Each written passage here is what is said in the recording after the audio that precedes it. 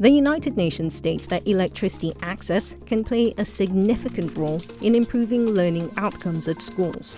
A study conducted in about 210 countries demonstrated that there was a strong correlation between electricity consumption per capita and higher scores on the Education Index.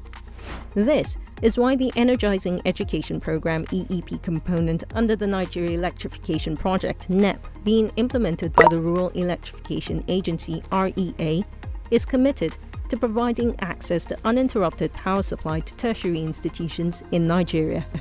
The EEP aims to achieve this by providing dedicated captive power plants that will electrify 37 federal universities and 7 affiliated teaching hospitals and rehabilitate the existing distribution infrastructure within the university's campuses. The program will also provide streetlights to facilitate a safe, secure, and productive learning environment, as well as construct world-class renewable energy workshops training centers (WTC) for each university to train university students in renewable energy technologies. The EEP is being implemented in phases and currently has 3 phases.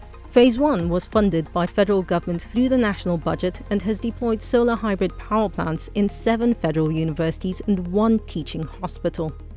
Being the template for the EEP, Phase 1 was a critical learning curve that would later ensure the successful and efficient implementation of subsequent phases of the program. Phases 2 and 3 of the EEP are currently being implemented and are funded by the World Bank and the African Development Bank respectively to the tune of $228 million. The 3 current phases of the EEP consist of 24 universities and 4 teaching hospitals, whilst an outstanding 13 federal universities and 3 teaching hospitals are in the process of being phased.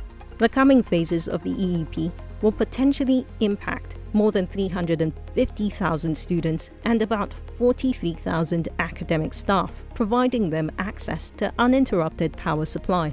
The EEP seeks to bridge the gap between lack of electricity and lack of education by providing conducive learning environments to amplify employment, as well as a productive enterprise for students post-tertiary education, says Fumi Jones, Component Coordinator, EEP3. The Rural Electrification Agency responsible for implementing the NEP is dedicated to advancing gender inclusion and equity in the energy sector. Therefore, under the EEP component, the agency established the STEM Female Student Internship Program, which seeks to provide 20 female students from each of the EEP beneficiary institutions with hands-on practical experience in designing and constructing solar hybrid power systems. Engineer Juro Salau, EEP2 Component Coordinator, says that it is very important that women are encouraged. The program will not only impact the quality of education, but will also increase awareness among students on the relevance of renewable energy. The goal of the initiative is to expose and encourage more women to pursue an interest in STEM-related careers.